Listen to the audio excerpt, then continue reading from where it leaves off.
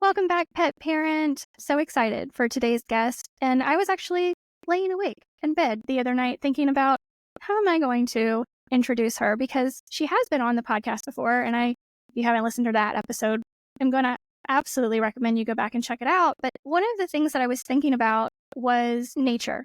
Just how many of us recently in the past, I don't know, handful of years are waking up and realizing that nature really does give us most of what we need, like pharmaceutical, medical, everything that we have figured out in the last 100 years or so is amazing for emergencies. It's if you need your bone put back in place, or if you absolutely need, there's something crazy going on. For emergency care, it's amazing. It really has changed our lives.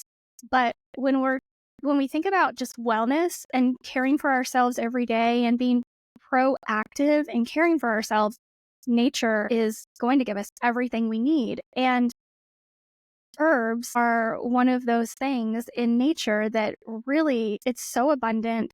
It, if you have a green thumb, unlike me, then you can grow a lot of these things yourself. And it's really one of the coolest things that I have found in my journey into learning more about nature and bringing nature back into my life and realizing the connection between humans and nature. That's one of the things that I have really, really been focusing on, especially in the past year, is how much humans have disconnected ourselves from nature. And we kind of pride ourselves in how far we've come, like technologically speaking and industrially speaking. But in reality, all we're doing is like chasing the symptoms of pulling ourselves out of the cycle of nature. And so that was kind of the intro that I thought of laying there awake the other night to bring back on the absolutely incredible Rita Hogan. Thank you so much for being back with us, Rita. And we're going to talk a little bit today about a book that is getting ready to come out that you have published that I am so excited for. So thank you again for being here. Welcome. Thank you for having me on. I love coming on your show. Love it. No, thank you. I really am. I'm so excited for your book. One of the things that, and I know I told you this at Super Zoo last year, is that one of my cats passed away in 2023, and I had two different animal communicators reach out to him not long after he passed. And both of the animal communicators, not having known each other at all, I don't think they know each other at all, period. Both, when they connected to him, brought you up to me. It was amazing. It was just a really, really cool thing. And also one of the reasons why I have on my list of things to do in 2025 is to learn a whole heck of a lot more from you specifically, but also just about herbs in general and bringing that back into my life. And I think that the timing of this book for me personally couldn't be better. And I'm really, really excited for it. And I would love for you to tell me a little bit about why you decided to write this book. Oh, wow. Yeah. So I've been in herbalism in one facet or another over the last 21 years. I really started out in 2000. I made like my first herbal remedy in like 2003, I believe. Started selling my wares locally, doing those things. And I boarded dogs and realized how sick they were and kind of dedicated my life to canine herbalism then. And I had a product company for a long time, did that, and then kind of parallel worked on canine herbalism for a long time and started writing and sharing my information, which was hard because I was quite kind of reclusive at the time and just kind of doing my work, like mad scientist. And I started teaching in, I think it was like 2015, 14, 15. I started teaching this group of women and a big group of women. And I think we started off with like 40. And then I taught them for 4.5 years. And it was every Thursday. We ended up with about 25 that made it all the way to, for 4.5 years every week. It's a lot. It's a big commitment. And so some of them are in practice right now, which is awesome. And I had to show up. They showed up for me and I showed up for them. And I had to show up every week, give or take. It was like, I think we maybe missed about 10 weeks for the whole 4.5 years. I had to show up for them every week and I had to write a lesson. And I had to explain to them from tip to toe or tail, what's going on in the dog as an ecosystem and what that means and how the body works and then what type of plants can work for what. And I learned so much and they taught me so much and I taught them so much. The book is really a product of that teaching moment. And of course, my practice and what I've learned and what I found has worked for me with dogs. And that's all, that's all I can really speak to because it's not really mine. It is all the people that have come before me and my mentors and, filtering through my brain and coming out the other side. I did a lot of mapping canine physiology, like human herbalism onto canine physiology and working with my mentors and refining things. And, hopefully someone will take my book someday and put it through their big brain and refine it even more. And I can only hope for that. And so it's been really awesome to write this book and put the time in because it took a long time to put, your first book is huge. I have 4 more books coming out. My next book is on canine oncology. And so, but this first book is just really kind of the prerequisite to reading my follow-ups because it does teach you the basics of holistic canine herbalism and it'll be a great reference for people. It will be, and the cool thing about it is that it gives you dosages. It gives you places to start. It gives you guidance. It tells you what pharmaceuticals are interacting with certain herbs or any cautions and how to recover from surgery and how to recover from antibiotic use and how to deal with yeast. I even have a basic elimination diet in there that I use for yeasty dogs and leaky gut dogs. Some people would not agree with it, which is fine, but I've used it in my clinical practice for probably 15 years without ever a hitch. You have to do some modifications towards an individual dog, but it's only a 12-week diet. So it's not forever, it's just a few weeks and it really does work well. I've tried to give you as many tricks of the trade as I can. So I'm pretty excited about it. Gosh, that really does sound amazing. And it actually semi-answers a lot of the question that I was going to ask you today, one of which is how much of this people can kind of translate onto themselves. But it sounds like you took the human herbalism and for many, many years, figured it out how it works on dogs. So it kind of goes back and forth a little bit. There's really great herbalism books for humans. And all of my mentors, except for Cheryl Schwartz and Susan Wynn, who I did not work with directly, but as, mentors through the written word, have been human herbalists. The people that I've worked with directly have been human herbalists and, with some knowledge of animals, but that's not what we spoke about. So I had to look what was on the market. And those books changed my life. Like Susan Wynn's book, Veterinary Herbalism, and Barbara Fragoire, great book. It's a textbook. So it's for veterinarians. That's ones, And then I think that Julia DeBarclay-Levy's book, The Dog and Cat Herbal, some people would just think that was just so crazy, right? But if you've read it, there's lots of things in there that some people just go, oh my God, I would never do that. But she really had a grasp of traditional herbalism and it worked well for her. So when I read that book, it just blew my mind. And then Cheryl Schwartz, The 5 Paws, 5 Directions, everyone should have that book. It's absolutely amazing. And now Cheryl and I are colleagues and it's come full circle, which I never thought would happen, right? Oh my God. I've come full circle with a lot of all 3 of my big mentors, which were Greg Tilford, Cheryl Schwartz, and Matthew Wood. I've come full circle with them. I've been on Matthew Wood's podcast and I've helped Cheryl with one of her own pets and Greg Tilford and I are very close. So 20 years ago, I could have never imagined that. They were these, gods to me, like, oh my God, like, gee, and now being their colleagues is just phenomenal. But you can find yourself in my book as a person. There's hardly anything that doesn't apply to humans in here. Maybe I have a small section called food as medicine, but it still applies. Just not I'm not telling you to eat raw meat, or I'm not telling you, but if you do eat cooked meat, I'm going to tell you to use digestive enzymes. Or if you do eat cooked food, which, I eat a lot of cooked food, it's easier on my gut. And so that might, that still does apply. But other than that, I mean, we have longer digestive systems than gastrointestinal tracts than dogs do. So we tend to hold toxins longer. But, besides that, there isn't a lot that can't be applied to humans.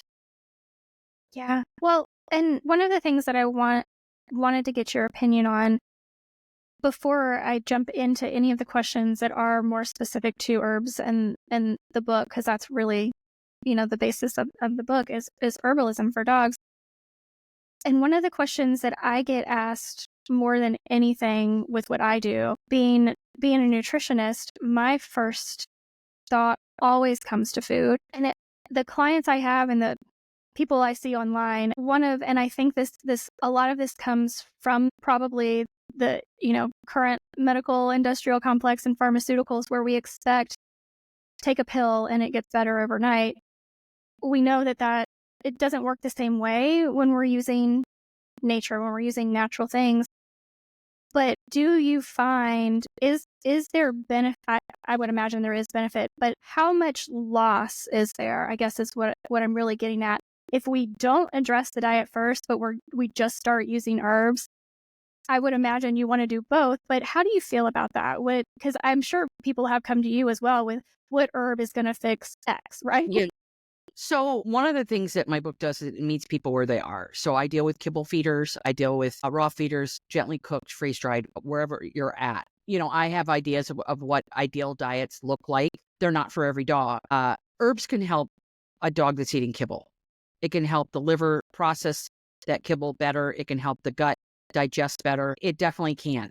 So you can use herbs if, whatever diet you're using. But what I really like, what I find interesting is once someone starts to cross over into trying herbal medicine and getting, they get to know one herb and they might add a second and might add a third and things like that. It tends to open them up to possibilities of eating closer to nature, and being closer to nurture, right? So it's like when we nurture ourselves, we nurture our pets. And when we nurture ourselves with good food, we feel better. And I think that's being passed along pretty readily in social circles. The importance, people are getting to understand the importance of quality food, because the disease rates are skyrocketing. And we talked about EMF, we have that in our house now. It is a factor, but the cleaner we eat, the less EMF bothers us, right? When we have vitality and our cells are functioning at the proper frequency, which is affected by the food that we eat. Processed foods has very little frequency. It has very little energy, or what's called voltage, in it. And when we eat foods that are alive, even gently cooked food can have a much higher frequency than something that's been sitting in a box, right? So I think everything feeds off of everything else. So when you incorporate natural medicine into your life and into your dog's life, I think it's a catalyst for feeling better, for doing better, for understanding nature, for even just getting outside more and connecting with the environment and connecting with your dog on a different level. I love that answer. And I love how you are being very intentional about meeting people where they are. It's definitely something I had to learn. And it came a whole heck of a lot more quickly to me once I actually started working with clients individually. That no, you really need to be able to meet people where they are and just help one step at a time, whether that's a baby step or a giant leap, that's up to them. But I'm actually currently, as we're recording this, reading Dr. Casey Means' book, good energy. And it is exactly what I was thinking of when you were talking about how if we set our bodies up properly, then we can handle the outside world so much better, so much easier. The same thing is true for our pets. And that really is everything she talks about in this book is your cells are either producing good energy or they're producing bad energy. Yeah, Yes. And that absolutely. go please. Well, I mean, she's exactly right. And the thing is that a lot of people say that everything starts with diet, right? And as a nutritionist, you'd probably agree. However, I disagree. Okay. And here's why. I think diet is beyond important. I think it's one of the most important things that you can do for your health. But in the last 20 years, I've met many, many, many dogs that have been referred to me with certain ailments, right? Very mild ailments. They eat the worst food that you can imagine. Okay. But they're almost all of them have been close to 20. And one of the things that they have in common, I always look for commonalities and like try to piece things together. And you think like, well, the heck, can they be almost 20 and eat the bottom of the barrel foods? I'm talking the last shelf at the Walmart, okay? Just horrendous foods. They all have this in common. They all live rurally, okay? They live where they can run and they exercise and they interact. They almost, I think, not almost, all of them had siblings, like dogs and other dogs, multiple dogs, okay? They basically live outside. Some of them got to come in, sure, absolutely, of course, but some of them didn't. They were outdoor dogs, right? They're breathing fresh air all the time. They're moving their bodies, right? They're foraging. They're eating wild foods, including animals. Whenever I got a dog like this, I would just start asking questions.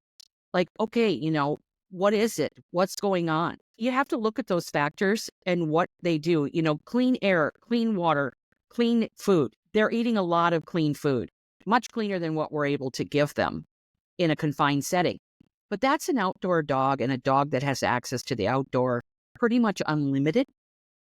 So when you bring that dog inside, that's where I think that those dogs should be fed really good food and really see like, okay, let's add the good food component and see how old they can get, right? And I think they'd probably live into, like my dog Susie, she lived till she was like 24 to 27. We're still arguing about it in my family.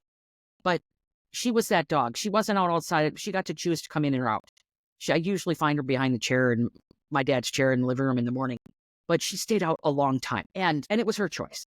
But and we lived on a farm and it was rural and it was safe and all those good things. Like you can't do that now, right? So we're bringing these dogs inside. And what we need to do is we need to do the best job we can to mimic the outdoors, right? We need to open our windows. We need to get air cleaners in there. Rodney and Karen talk about, building your own little air filter.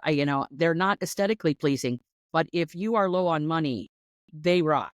I have air filters in all of my rooms. My doors, my windows and doors are open whenever I can. Right now it's winter, so it's a little harder.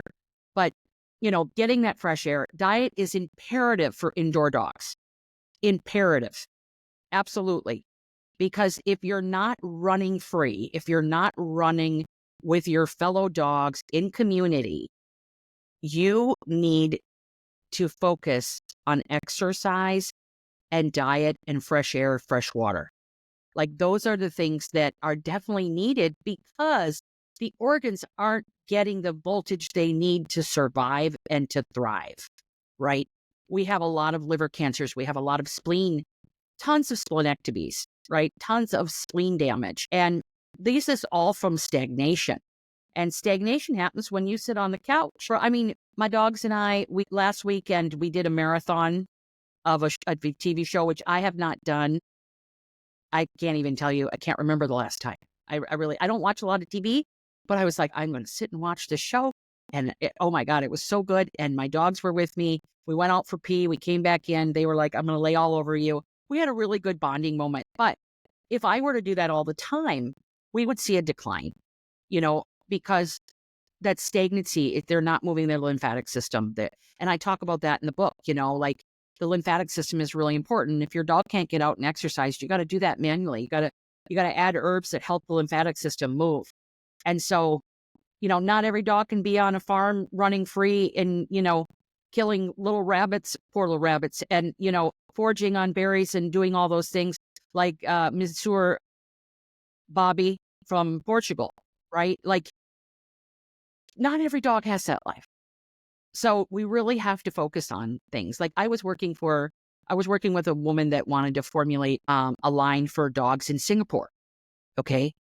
Dogs in Singapore, the majority of them, probably over 85% of all dogs in Singapore live in high rise. Okay. They live in high rise apartments. And the farther you are off of the ground, the more the issues are pertinent to yourself and your dog, right? When you live on the 15th floor, that grounding energy of the earth is nowhere to be found. And you have dogs that, they go down in the elevator, they do their poop and their pee, and they go back up, and Singapore is like one of those cities where you have to import almost everything, right? So you have to look at what kind of dog do you have? Do you have an apartment dog? Do you have a regular house dog? Do you have a yard? Do you have a farm? And you have to adjust accordingly. So not to be controversial, Jessica, I do believe diet is everything. You already know that. But when you look at these dogs that don't have a good diet, what else do they have? Mm-hmm. And they have a lot of the things that the dogs with good diets don't have. So I think it's a combination of everything to increase longevity, and herbs can help with that. But, my book is Holistic Canine Herbalism, right? It's Holistic Canine Herbalism Applications and Practice. Like Holistic Canine Herbalism deals with the dog, mind, body, spirit. That means food, exercise, our stress. I have a chapter in here called Our Dogs Ourselves. Who are we being around our dogs? Are we stressing them? And a lot of us are. Are we fighting with our significant others? Are we arguing with our children in front of them? Are we playing death metal, right, in front of our dogs? There's been really critical research on sound and frequency around ourselves and our dogs. And when animals and people are around the frequency of like heavy metal, like not just heavy metal, but like that speed metal and things like that, their voltage and frequency goes way down and it plummets their immune systems. I think that's, we just have to kind of reassess how we're living. And if we care about longevity, some people may not care, right? Yeah. Yeah. Like that's not the person reading my book for sure, and you can live however you want to. But I think the science is really starting to look at these things that holistic medicine has been looking at for a long time. And that is what we do with our minds, what we do with our body, and what we do with our spirit, and how those things come together. And food and herbs are a huge part of that because herbs are food. Yes. Well, and it's funny you bring up the music because just this morning I was reminded of some studies that were done on classical music, various symphonies and things from hundreds of years ago, Mozart, Beethoven, all the people, Salieri. They really do. Like they have studied people and how our cells function changes with these sounds, with these tones. And one of them, I want to say it was Beethoven Symphony number 5. It said there was a study showing that it actually stopped cancer cell reproduction. It was amazing. And I'm not saying don't do anything else, right? But, and so just this morning, I turned classical music on again for my cats because I was, reminded of that. Really, everything in our environment really does matter. And we can use these things to enhance our well-being and our health span. So I'm glad you brought that up. Thank you. Yeah, but it is true. Frequency and music can epigenetically change us. Like it can change our gene expression. It can change how our cells regulate in the body and how our cells reproduce. So, it may sound crazy, but again, science is starting to take notice of these types of healing modalities. And, it's not going to hurt to what you're doing. I believe in all, I mean, I love frequency medicine. I love sound healing. I believe in it. I've seen it work miracles. You can look at the app store and that you will see tons of apps on frequency and sound, to go to bed, to go to sleep, to get deeper sleep. Cats purring can heal bones, It's right? amazing. Scientifically proven. That study is amazing. But cats purring can help heal bones, and it can help bone marrow because they purr at a certain frequency, right? So all that stuff is just fascinating. I don't deal with much frequency in my book, but I love frequency medicine. So I love all of it.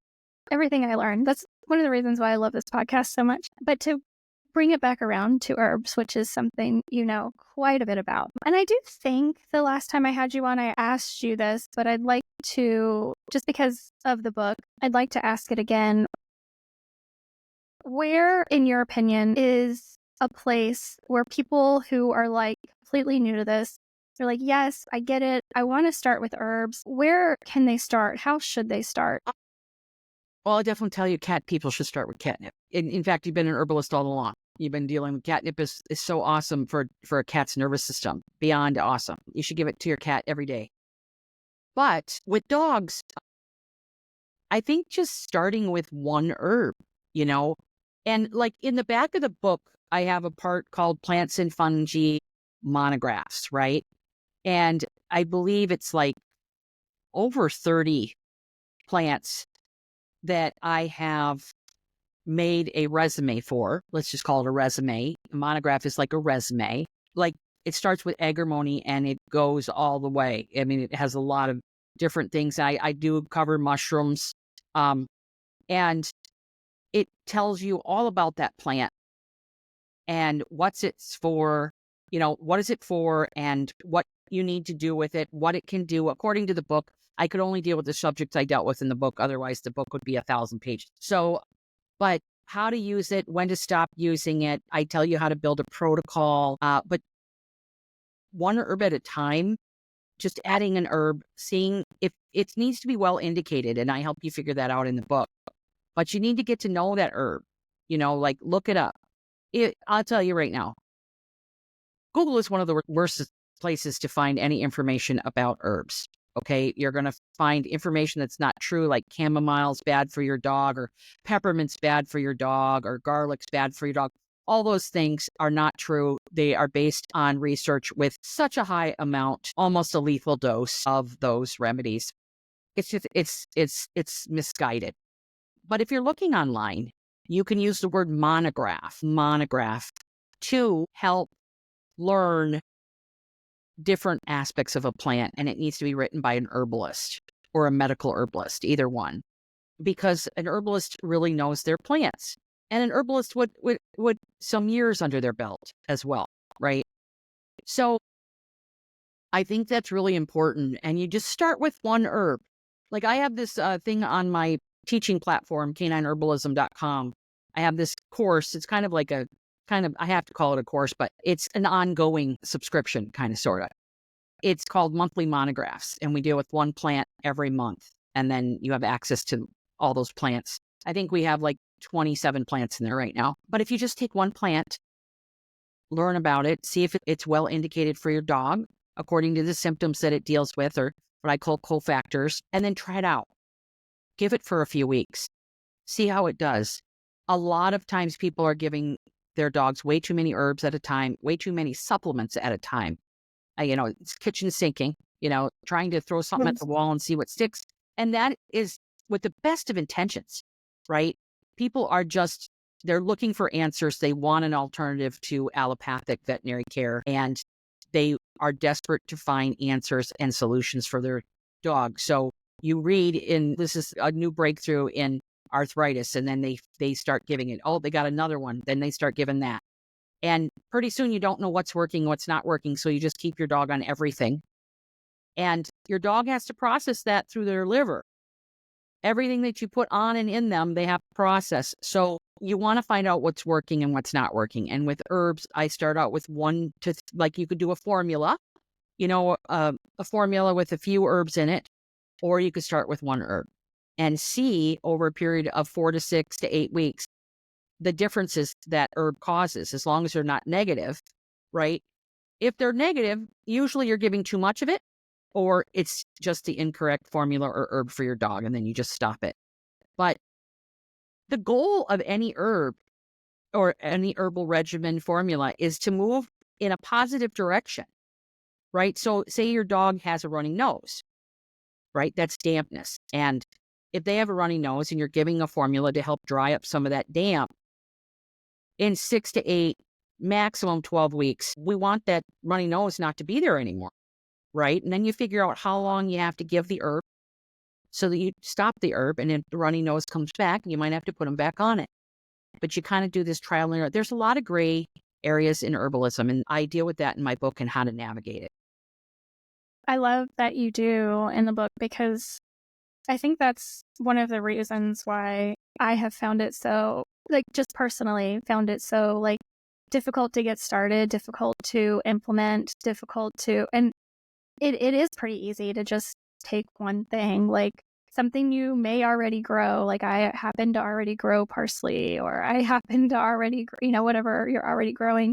But I think the last time I spoke with you, I took some herbs out of my pantry and put them on a towel, just placed them on a towel and just let my dog go and see what she went to and what she didn't. And my dog's so funny. She's like, I'm not playing along with you. And she just looked and was like, I'm not playing along with you. Doing it. Yeah. Yeah. At least not while the camera's rolling, right? That's how Right. my dog is. But I do like the idea of just starting with one thing. And it can be something you already have in your pantry, but learning, like you said, with the monographs. But that's, again, another reason why I'm so excited for your book specifically, to help guide us through all the questions that we have about what if. Yeah. So one of the things you mentioned was a runny nose, and you had mentioned earlier about all these dogs that were really healthy. They lived outdoors. And they just came to you for minor issues. So what are some of those really common things that you see in dogs that you're like, oh, there's an herb for that? Well, almost everything. Everything? The most common things people contact me about is, arthritis, mobility is a big one, drainage, yeast, things that I would call our vaccine reactions, leaky gut, the gut being completely IBD, which is, I don't know what is wrong with your dog's gut. That's my translation in there. Inflammation in general, getting a dog more comfortable, lumps, bumps, lots of lumps and bumps, cancers. By the time someone really gets to me, most of my clients, it's we have some urgency to a lot of things, or I have a few clients that do preventative medicine with me, which is great. Herbal medicine with me. They want to prevent things, which is wonderful. A lot of times people are very upset about the current state of affairs in their dogs. And I work with a lot of geriatric dogs. I work with a lot of dogs that are up in age, between 14 and 17. Oh, and you're going to have, right now with the state of affairs that our dogs are dealing with, at that time, you're going to have some liver and kidney issues. You're going to have some mobility and pain issues. So, and I deal with all of that in my book. So I deal with a lot of it, or getting to the, holistic herbalism is about getting to the root cause of something, But Jessica, one thing I do want to say, and this is, I know this is confronting for some people, but because I get a lot of kind of pushback sometimes on herbal medicine. And I'm just going to use peppermint as an example, right? This week I had someone say, I can't believe you reckon peppermint, it's terrible for dogs. And no, it's not. But that same person that is questioning herbs in general has no problem giving their dog the leptospirosis vaccine, or giving their dog Bravecto, which kills hundreds of dogs, if not thousands of dogs a year.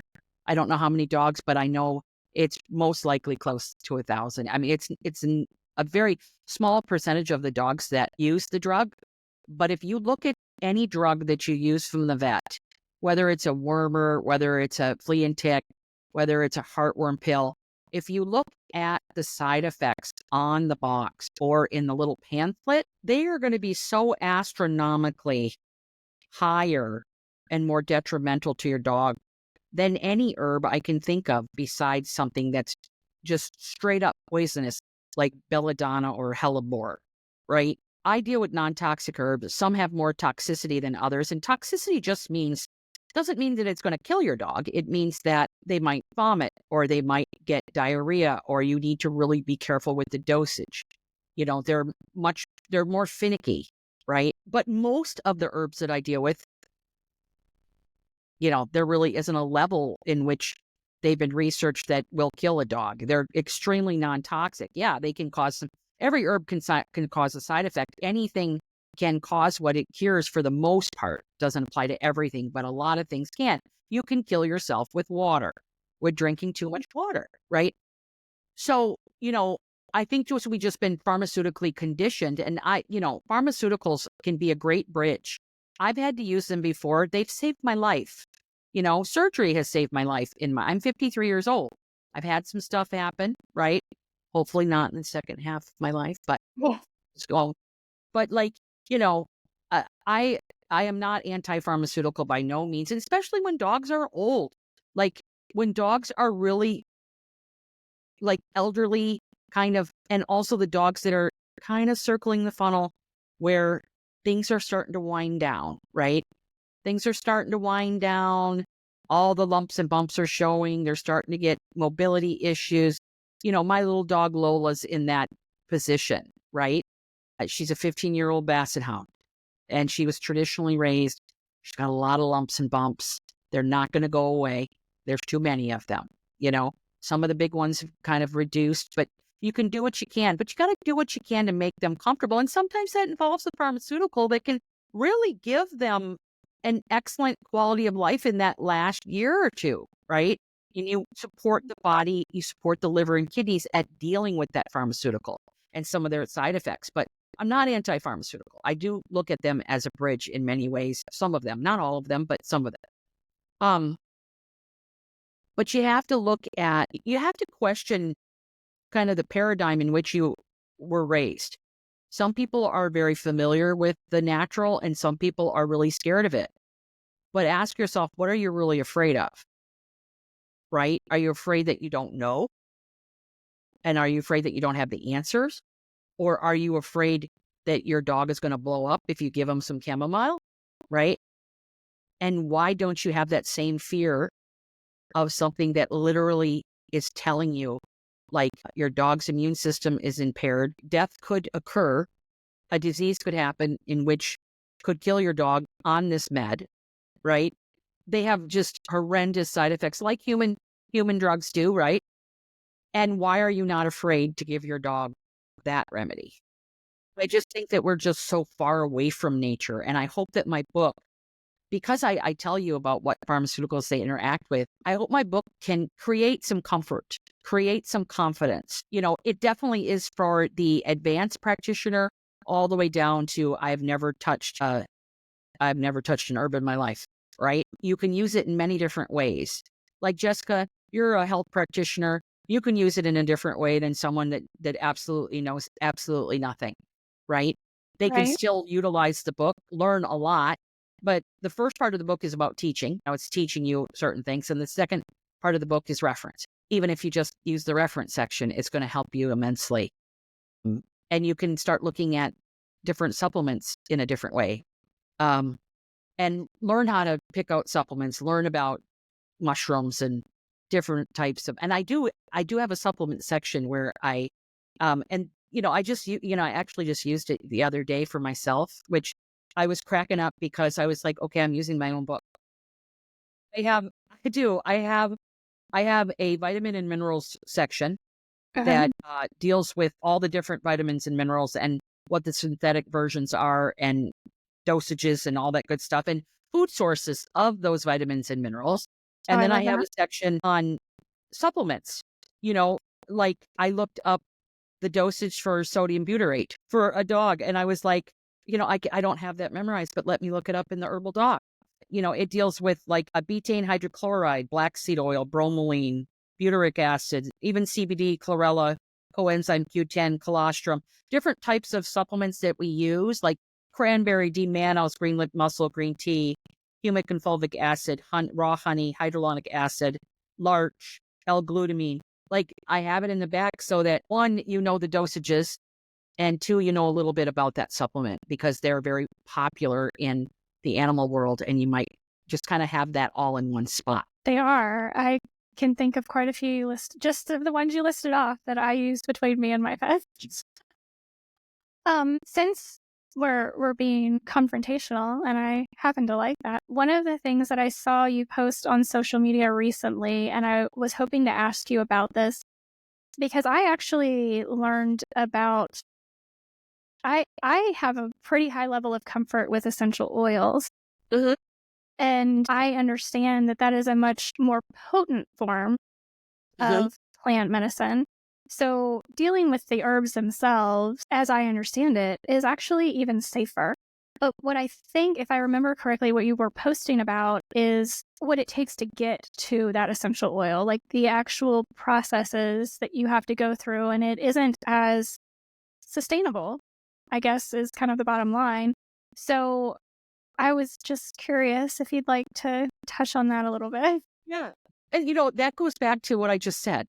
Like, a lot of people are afraid of like giving their dog some peppermint tea, but they're not afraid of giving their dog a drop of peppermint essential oil. And one drop equals like 71 cups of tea. Like, and it's because of what I call the American marketing machine. We've marketed these beautiful oils so hard and made them so commonplace and talked about them like that they're the end all save all of everything, right? And you should have much more care in using an essential oil than you would a regular plant. I think it's like 5 tons of rose petals go to like, I think I don't have the exact, like a half an ounce of oil. 5 tons. Have you ever felt a rose petal? Yeah, You I've can't never even feel it on that- your hand. Imagine how many 5, it would literally probably fill your house, right? So it is crazy to fathom how much plant material goes into all of the essential oils that are sold.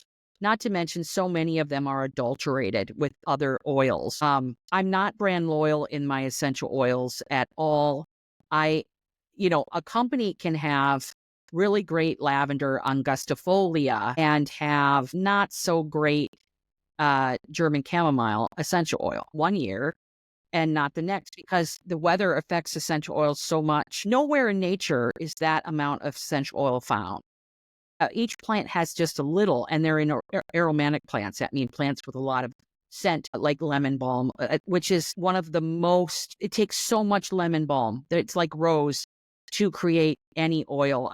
I've made my own lemon balm oil, with a group of people, and I was just taken aback at how much plant material you had to use for like just one drop.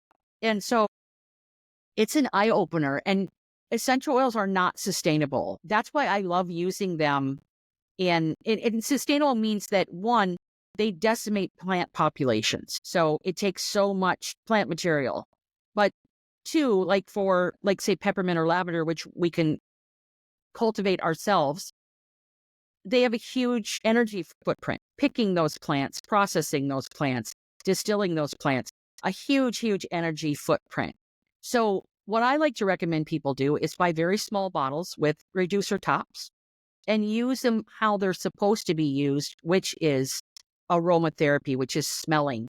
Zoopharmacognosy is awesome because you can offer that essential oil to your dog and let them sniff it. They'll let you know that they are not interested or if they are interested. And then you can put the cap back on and you can have that oil for years and years. You don't need to purchase a large amount. I have used essential oils for the last 30 years. I use them a lot in salves, in like a topical. I'm not saying I don't use them, but in my practice, I don't hardly ever use them unless we have severe emotional trauma, when other things aren't working, right? Homeopathy, I love using homeopathy. That footprint is very low and sustainable. I use phytoembryonic therapy, which is plant stem cells. Very sustainable, allows the plant to reproduce and finish its life cycle. It doesn't affect the life cycle of the plant. And then, regular herbalism. And then if there's an issue, I use essential oils. I also use flower essences. Those are also very sustainable. Don't even have to hurt the flower if you don't want to. Um, and then essential oils are my last gig, but I've seen them work miracles, in horses, in dogs, in cats, using zoopharmacognosy. I have used them with cancer. Some of our great cancer essential oils are becoming extinct, which is sad, like frankincense, right? Those trees take 30 years to produce oil, and a lot of them are on the plant savers endangered list now. So, Oh, and it's wow. specifically due to essential oil production, and a lot of them are adulterated. So, yeah, I mean, from an herbalist perspective, I love essential oils. However, I use them with reverence. I use them with intention.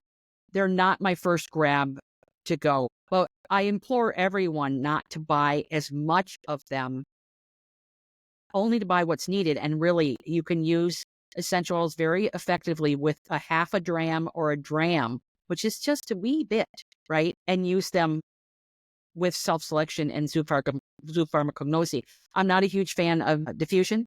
I don't diffuse. I don't recommend people diffuse. The reason why is that every single person or dog or cat is getting a medical treatment in that home.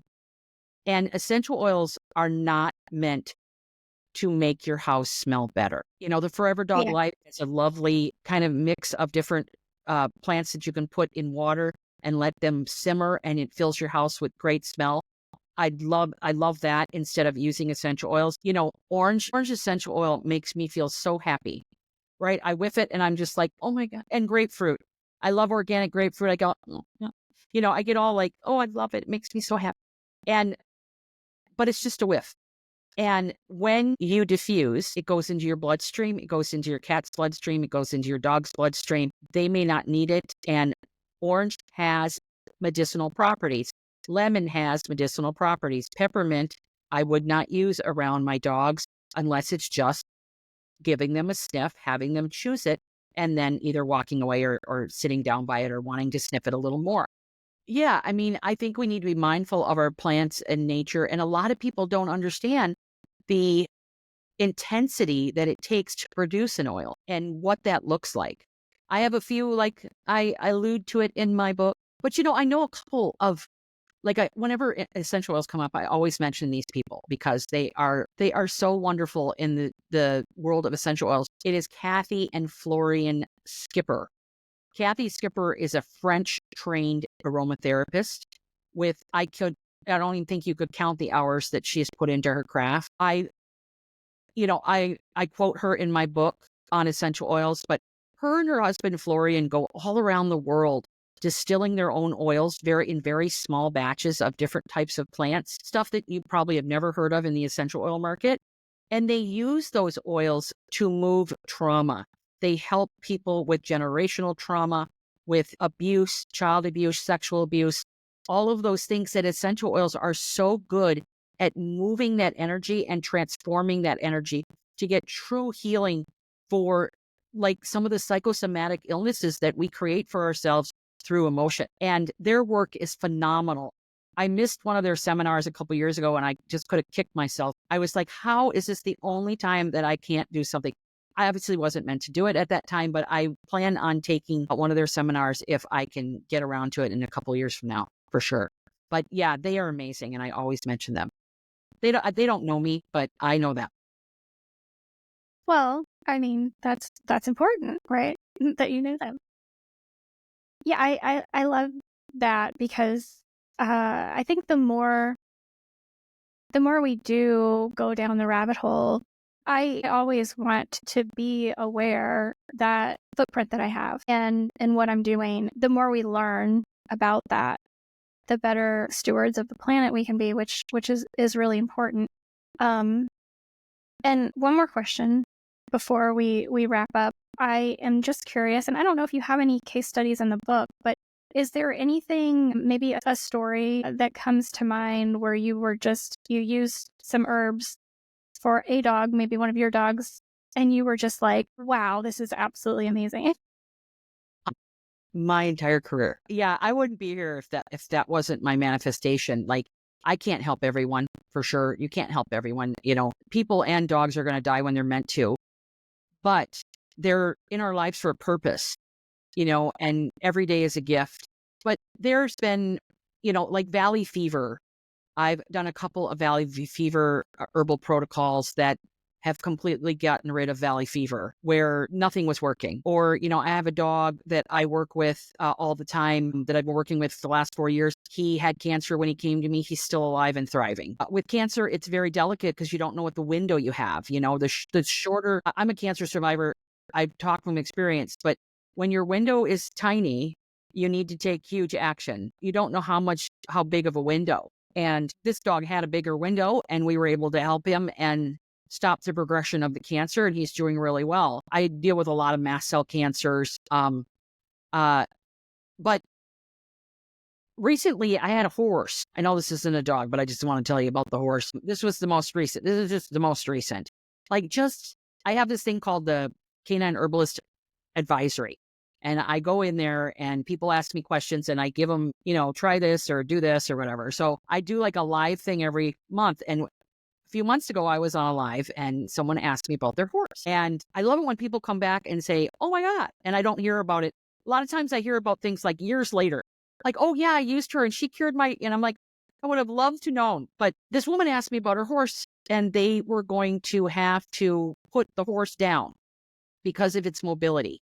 When horses can't walk, it's a terrible thing. And I'm like, I would try mountain pine. I rattled off a starting dose for the horse. Most horses are between like 500 and 900 pounds, and some big ones are over 1,000, but, roughly. She said it was a medium-sized horse. And so I rattled off a dosage and told her, give it 2 to 3 times a day. Start out with once, then do twice, and see how it goes over the next, a few weeks or whatever. And that horse was running around in like a few days. And, and that's what you call well indicated. And I didn't have a case history. I didn't have a case built for him. I didn't have paperwork or nothing. And she just said, can you tell me? And then I told her some homeopathy to add in, like a Ruta and an Arnica to add in later on. But I said, when this stuff works, it works really well. So just give it a try first and then, tag me in the group and we can try other things. And she's just like, oh my God, my horse is doing so well. This is just crazy. And it was either her horse or her friend's horse. And that was like this happened just recently. And I was like, yes, because, those types of things are so important when all the chips have been played and there's not much else anyone can do. That's when I love to see herbs come to the rescue. But even things that make a difference in everyday life, like acid reflux, right? I deal with that in the book. There's all these different causes of acid reflux, and finding that right remedy that stops your dog's acid reflux. A lot of times it's emotional combined with diet combined with an herb. That's acid reflux for me. But recently, my own dog, and this is just a really great, this is an everyday thing, right? So my Basset Hound that we talked about, she's circling the funnel she's in her last days, I believe. I'm hoping she makes it another year. But she has anal cancer and we don't do much with it. We don't even act like she has anal cancer. We do what we can for longevity every day. She is on an herbal support protocol. But one of the side effects of her anal cancer is diarrhea. And when I say diarrhea, I mean volcanic, explosive, shoot it to the wall, nasty. Everyone's crying while they clean it up. She had it during Christmas packages opening this year, which was lovely. Everyone's crying and going, poor Lola and poor myself. You get the nose plug. You're like, oh my God. And got the sage stick, the whole thing. If Lola gets her blackberry leaf tincture every day, she does not have any diarrhea. Now, of course, it was Christmas. And the night before and the morning of, she missed 2 dosages. She didn't get it. And then she let us know that, nope, not going to work. Just something like that. Right? That can add comfort to the dog, keep them living longer because chronic diarrhea will cause a lot of horrible things to happen to your dog, and making other people, dog owners and dog guardians a lot happier. Like, I know my life is better with blackberry leaf. I mean, it is. And it's just something so simple. She just gets it in the mouth, one dropper twice a day, keeps the diarrhea away. And that's just what's called acute herbalism, but it's fantastic, right? Yeah. And nothing else works. That works. And it's just a product of what's going on in her system. But she was only given a few weeks over a year ago. So she's Wow. doing really well. And doing really well. She has an herbal remedy that involves herbs and mushrooms and blackberry leaf. So, and milk That's thistle. amazing though. Yeah. I've been there. I've been there. I Yeah. had a cat who passed a number of years ago now, but his last like 2-ish years of life, I mean, the diarrhea was so bad. I had puppy pads up on the wall Oh, because yeah. he would get in the litter box and it went everywhere, right? I totally get that. Yeah. No, I have 2 dining rooms because I don't know, you had 2 dining rooms in the 70s, right? Yeah. So I've got these 2, like I have the regular dining room that's attached to the kitchen, and I have this other room. I use it to do puzzles. And for some reason, that is the place where things go down. We have a permanent waterproof pads that are covering the floor. You're a dog owner when you have these things and you allow them to stay there, and we have to, like, that's at least she'll go in that one spot if you haven't. But I got it on the wall. I have it here in case, she hasn't had it since Christmas, because I was like, we set alarms now to give her blackberry leaf. But, Yeah. it's just something simple. And, yeah, we're dog owners. We can talk about diarrhea. Oh, of course. Yeah. Um, Absolutely. Well, Absolutely. I appreciate getting 2 examples of ways that have been very impactful for you. So the Herbal Dog, it's coming out February 4th. You can pre-order it a lot of different places. Anywhere you buy books. Yes, I know I pre-ordered mine just on Amazon because, I mean, don't we all? And where can people? You've mentioned a couple of things that you have going on. Monographs, Oh, so monograph. monograph. Yes. My teaching platform is canineherbalism.com. You can find my podcast. You can find the advisory, which is $15 a month. You can ask unlimited questions about anything: people, dogs, cats, birds. I don't care. And I have courses on there. And then I have Canine Herbalist. So that's Canine Herbalism. I have Canine Herbalist, and that's my store and where I do consulting and formulation inquiries and things like that. And then I'm on all your socials at Canine Herbalist. And I think that's basically it. And then the Herbal Dog, which is my books website from my publisher. And you can order there. It has many places to order, not just Amazon. We have like the Bookshop and Barnes and Noble and BAM and the Thrift Books. Thriftbooks.com online has my book and has had it for almost $6 off with free shipping. So it is actually the cheapest place to get my book right now. Oh, wow. Okay. I think I've heard of them. And you Yeah. said that, and I'm like, something went off in my brain, like, oh, I've heard of them Yeah. before. I was like, I keep checking and I'm like, when is it? It's still on. I'm like, oh my God. And I will also have copies for sale that I will sign, but those will be on my website, hopefully by the 4th. Awesome. And then I know you're doing a book tour this year. So that those places and dates will be on the Herbal Dog. They will be on the herbaldog.com, and they will also be on my social media stuff. So yeah. And I'll be Perfect. publishing that on Monday. Yay. And I can't wait to see you in July. I know that one's going to sell out very, very quickly. And I think, yeah, I'm just really, really excited and so grateful for you and appreciate you helping so many dogs and pet parents learn more about how to use nature, how to get back to nature and really find that health span, that long, healthy health span. That's the goal. Yes, absolutely. And thanks so much for having me on, Jessica. I really appreciate it. Of course. Thank you so much, Rita.